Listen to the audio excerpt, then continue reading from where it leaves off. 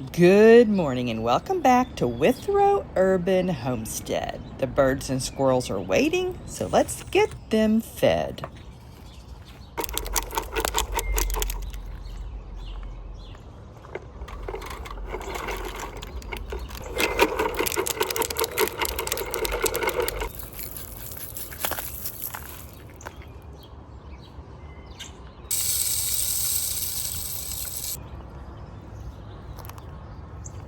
The irises are in full bloom.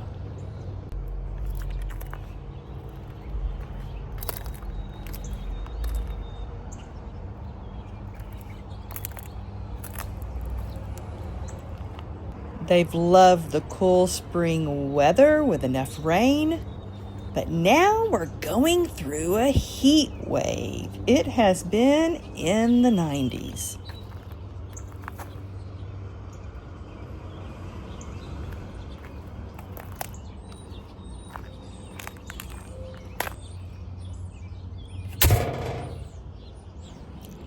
Dale's alliums are opening. Those are his favorite. For the last 2 years, the buds have come up, but then we've had a cold spell and they've frozen before they could bloom. But this year they look successful. I want to go for a cool morning walk, but first we need to move these seedlings.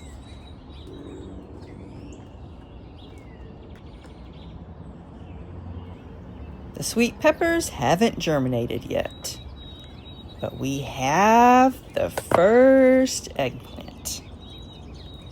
Normally, these would just stay in the garden, but because of the 90-degree weather every day, I don't want them to fry in the heat.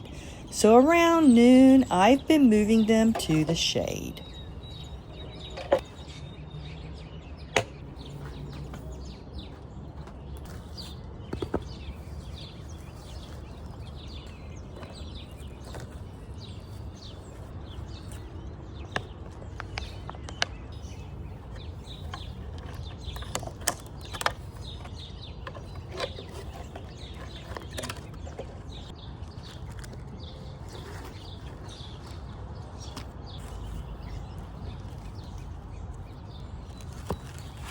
These have been hardening off for 5 days, so I don't close them anymore overnight or put them back in the garage. Remember, the first day we started with 2 hours in a protected area, then 4 hours the next day, and we slowly increased the time. But because of the heat wave, I have been putting them in the shade, and about noon or 1 o'clock today, I'll show you what I've been doing. Now, on the way to walk, let's check the garage seedlings, the eggplant and the sweet peppers. Will they look like these? I don't know. The birds have flocked over there to the bird seed.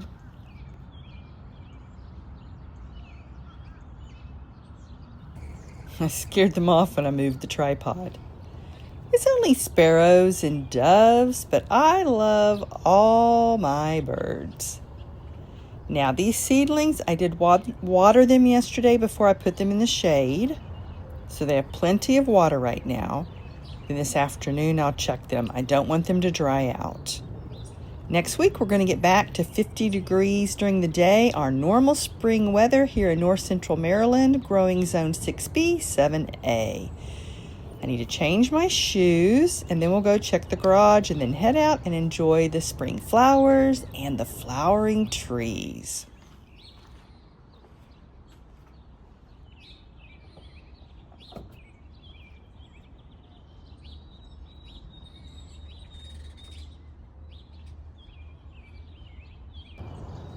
The eggplant is starting to germinate. We sowed those April 11th. Today's the 16th. So they germinated in only 5 days. That's really good.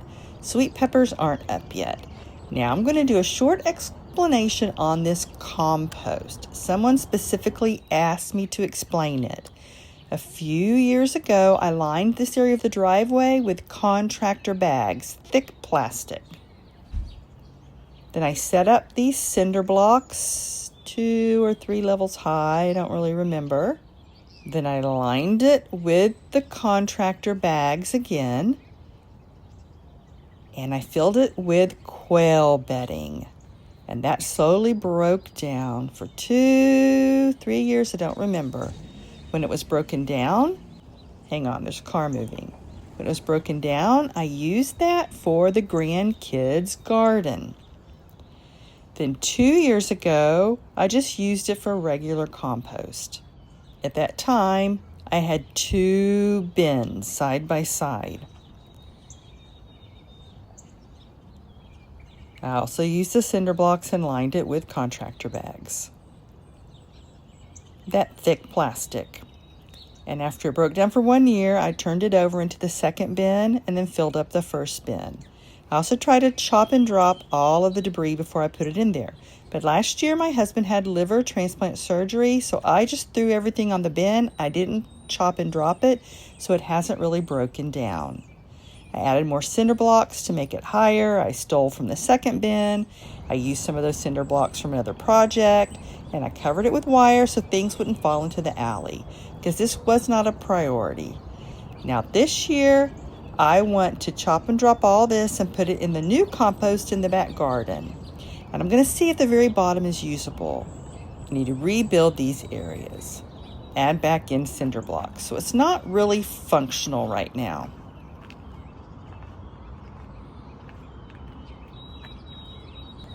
This is the area where the second compost bin was. But I needed to get the garage organized. I knew my husband would need to get a wheelchair and a walker through there, and it was too crowded. So I moved all the quail supplies out over here, and I moved 2 leaking rain barrels. But this area is not a priority right now. My priority is sowing seeds. Okay, let me go for my walk and watch the birds and enjoy the flowers. Come back and work in the garden.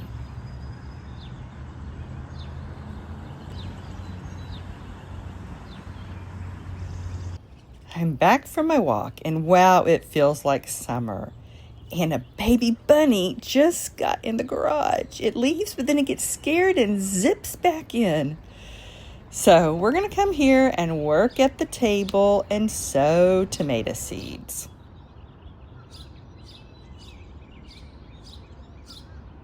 I'm going to sow 5 varieties of tomatoes. San Marzano.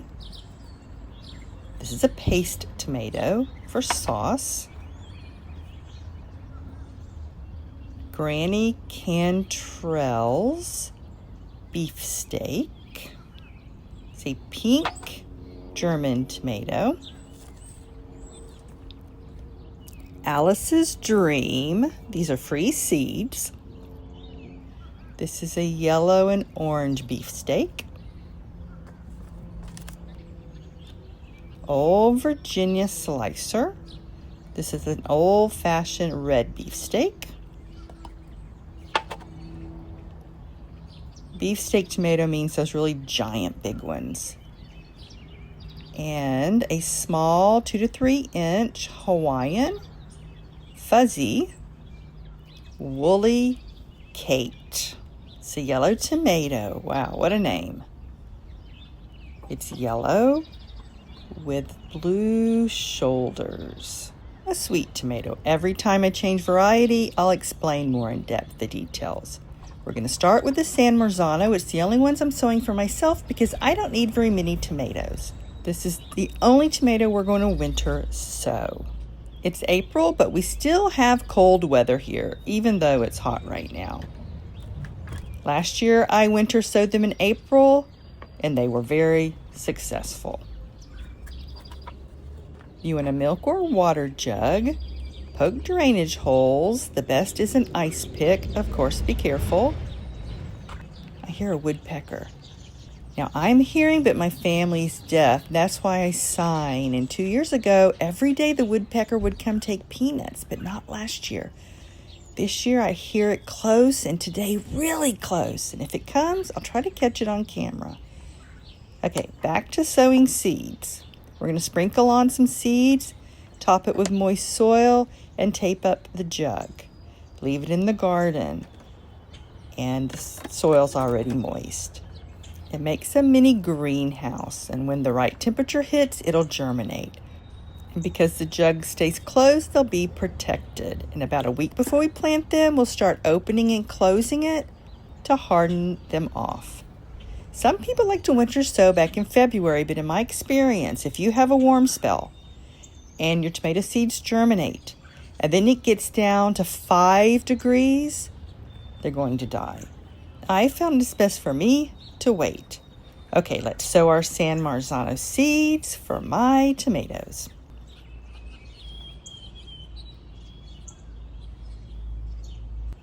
These are a determinate tomato. That means they're going to grow.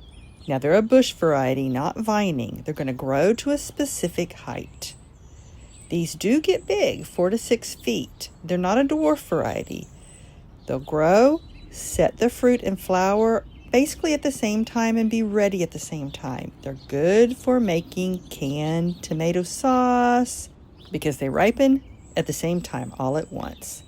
That's the type I want to grow because I'm allergic to raw tomatoes now. I have an oral allergy. I used to be able to eat them, but not anymore. I have rheumatoid arthritis, an autoimmune disease, and I have a lot of food sensitivities now. So I only eat cooked tomatoes, and Dale doesn't like raw tomatoes. So I don't need to grow any of the slicers. Just tomatoes for cooking. And I still have lots of jars from canning last year, but of course I want to grow a few this year. These won't vine, but they will need support. A tomato cage, stakes, or something. And they got really heavy with fruit last year. They were very prolific.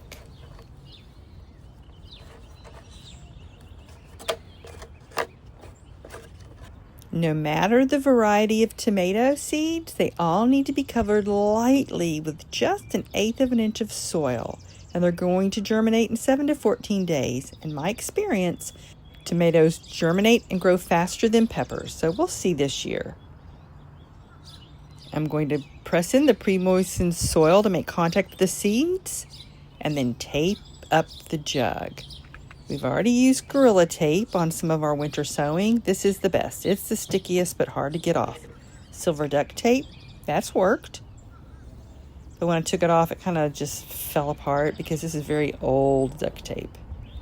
The athletic tape, no, didn't work at all. Didn't stay on. Packing tape, that seems to be doing okay so far. Painter's tape did okay. But today we're going to use the sticky Gorilla Tape again.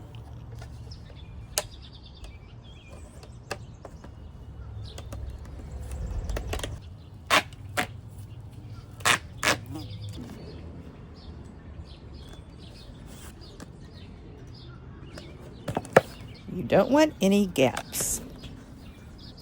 Take off the lid. And we're going to leave it in the garden until it germinates. Today we're going to put it out, but move it back into the shade around noon because it is so hot out there.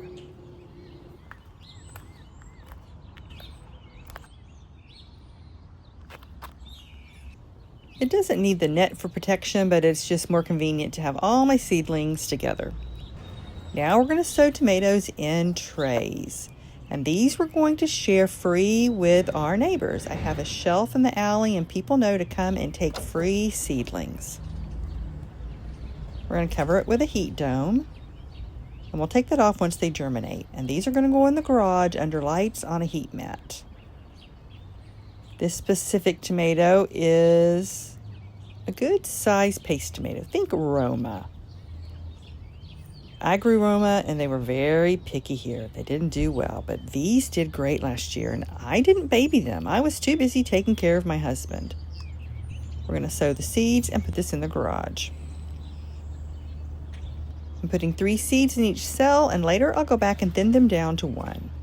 All 5 of these varieties are heirloom seeds, meaning you can save these seeds and they'll grow the exact same type of fruit next year. These San Marzano are my own saved seeds from last year. They're going to grow and adapt better to my specific climate every year.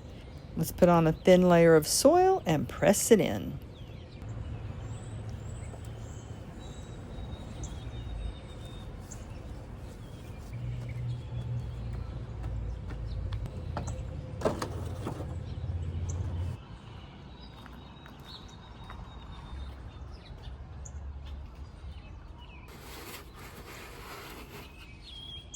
They don't require the lights right now, but they will once they germinate.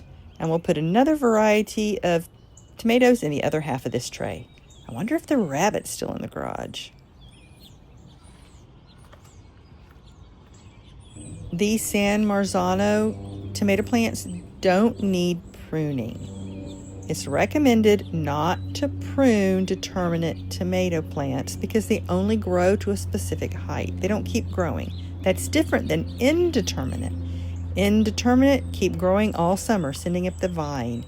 Those are the tomatoes that you prune. These will be ready to harvest in about 70 to 90 days, but that's from the time they're transplanted, not from today when they're sown. Days to maturity is always from the day they're planted. Let's sow the next two varieties.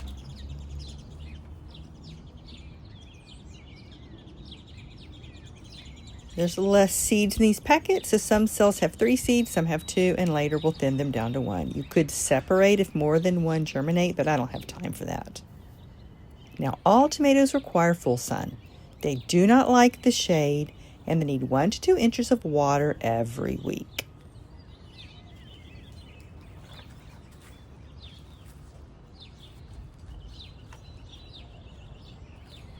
These are the Granny Cottrell's 1940s tomato. They're a big tomato, 1 to 2 pounds. That is big. Have a sweet, rich flavor with few seeds. They're an indeterminate, meaning they're going to vine and keep growing and fruiting all summer long. They're not going to be ready all at once. They're ready in 75 to 85 days. And they also need 1 to 2 inches of water a week. They're a German pink reddish tomato.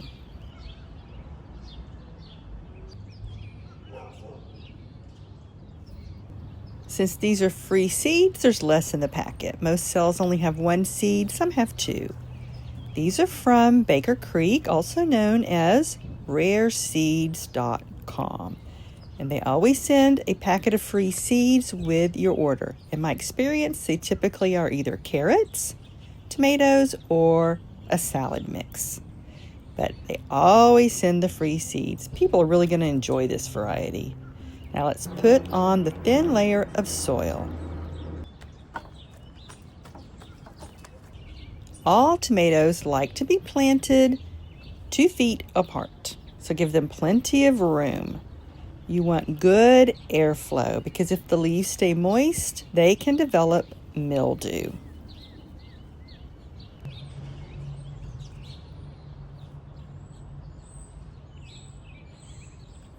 Here's the date they were sown so we can see how many days they take to germinate. Now let's get them in the garage.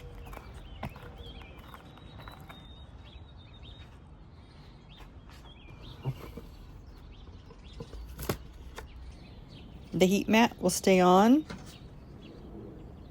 24 hours and the light 12 hours on, 12 hours off on a timer. We don't really need the heat mat today, but we will next week.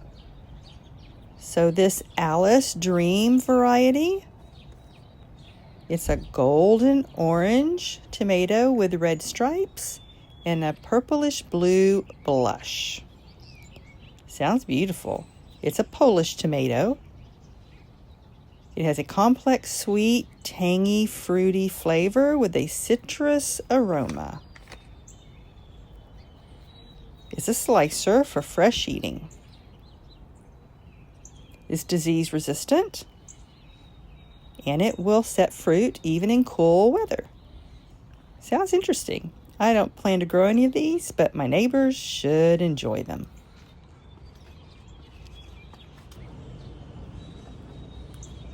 Now 2 more varieties. Old Virginia Slicer and, hang on, Hawaiian Fuzzy Woolly Kate, a yellow tomato. There's less seeds in this packet, so there's only 1 per cell. Your seed packet should tell you how many seeds are in the packet. This company is specific for the Mid-Atlantic, and they tend to have less seeds per packet. But if you save these seeds, then from now on you could have plenty. Now let's top this with the soil and pat it in.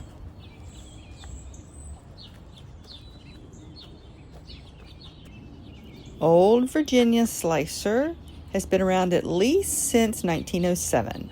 That's when it won a prize. Like many heirloom tomatoes, it was developed by a family. What do my notes say? It's a beefsteak, means a big tomato, 4 to 6 inches, 10 to 16 ounces. It's an indeterminate. It's going to keep growing all summer long and producing all summer. It has a sweet, tart, balanced flavor. Tastes like an old-fashioned tomato. Crack resistant, heat and drought tolerant. That's good. And it's used both for slicing and canning. Sounds like a winner.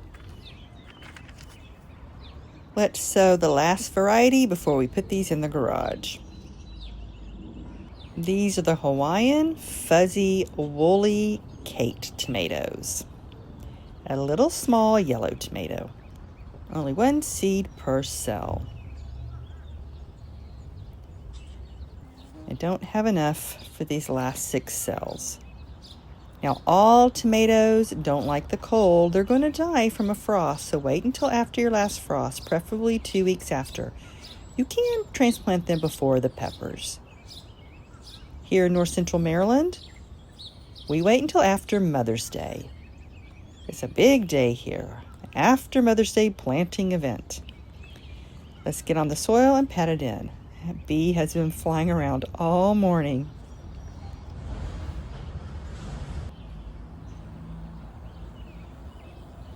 This is a rare exotic tomato. It has a yellow skin with blue and purple shoulders. That's around the top. And it has a fuzzy texture on both the skin and the leaves of the plant. It's 2 to 3 inches and a sweet snacking tomato. It's good in salads. And again, it's indeterminate. It'll keep growing and producing all summer long. Let's get the heat dome on. Hang on. First, let's write the date they were sown.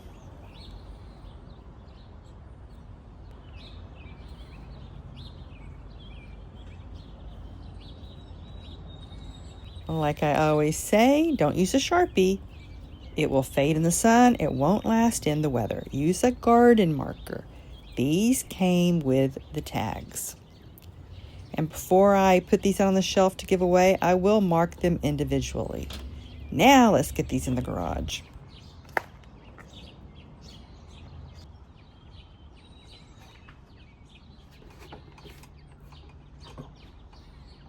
Check every day to see if they're drying out. And if they need water, it's best to bottom water, like this. Put the watering can down into the tray. For now, the heat dome should hold in the moisture. I hope that little bunny left, but if it's still here, I left it some water and some greens. The raspberries I potted up need watering every day. So let's go get the watering can way over there.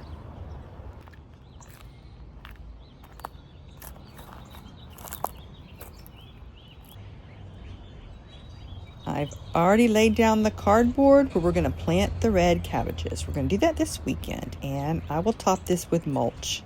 The bags are in the front, and we'll add a net. I'm only going to plant 3 cabbages. Here are the hoops ready to go. These are called super hoops, and unfortunately they're not available on Amazon anymore. I need to research if you could still purchase them somewhere else. I love these things. And these strawberries, this berry area, it's almost ready. It's fruiting, so we need to add the mulch, the hoops, and some bird netting, different from that other netting. This will have wider holes. And for the strawberries on the other side of the sidewalk too. These strawberries are ready to be surrounded with the cardboard. Friday's recycling day, so Dale will go out the afternoon before, collect cardboard for me, and I'll go out that morning and collect some too. And then we'll mulch this and put a low hoop with a net, because I'm tired of sharing with the birds. The mulch will also hold in the moisture. It really hasn't rained much recently. These are from my old full-size raspberry plants that I dug up and replaced in the fall with dwarf raspberries that I can net and protect from the birds.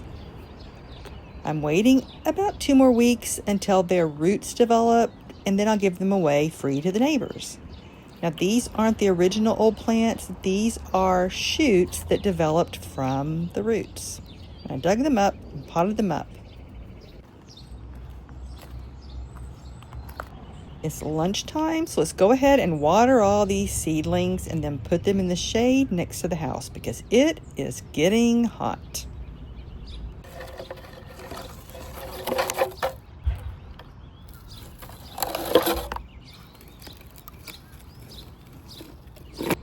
Soon we're going to direct sow carrots here. That's why it's not covered in cardboard. And next to the cabbages, we'll sow our beets. These eggplant, peppers, and tomatoes are fine. They don't need watering.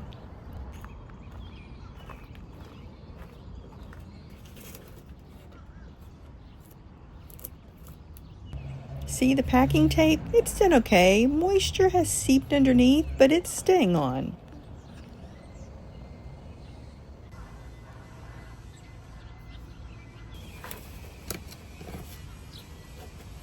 Painter's tape only started to come off a little bit. So.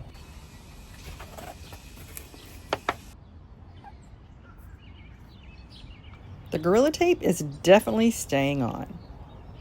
Now this netting is to protect those cabbage seedlings from the white cabbage butterflies that lay their eggs, and then the worms hatch and eat up the leaves, and to protect the onion seedlings from digging squirrels.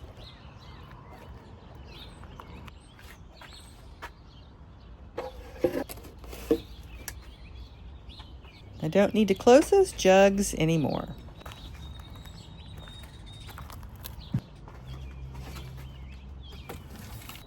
The cabbages and the onions can be planted now.